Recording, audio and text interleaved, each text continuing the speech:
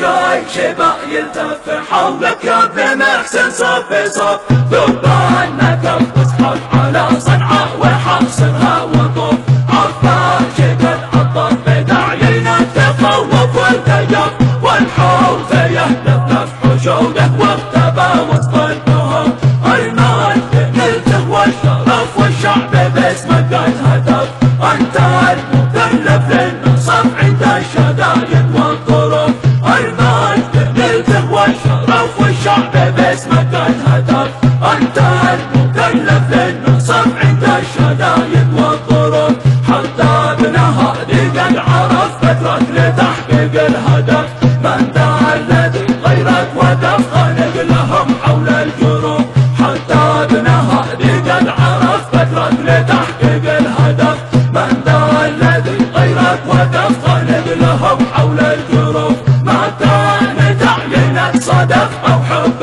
منهم او شغف، الا وكل قد عرف فترك وكم حول الصفوف، ما كان تعيينك صدف او حب منهم او شغف، الا وكل قد عرف فترك وكم حول الصفوف،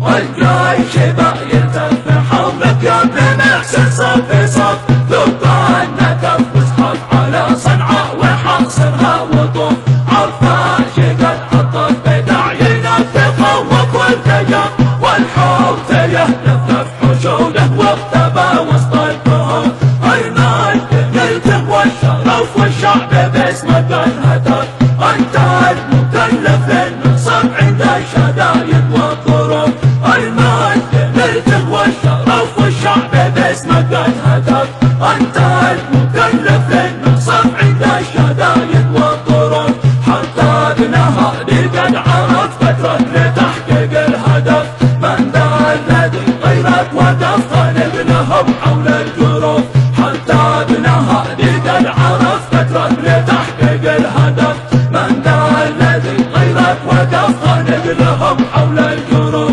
ما كان تعيينك صدف او حب منهم او شغف، الا وكل قد عرف فترك وكم حول الصفوف، ما كان تعيينك صدف او حب منهم او شغف، الا وكل قد عرف فترك وكم حول الصفوف،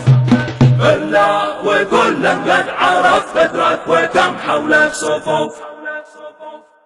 مع تحيات فرقة أبو الزهراء الفقيه.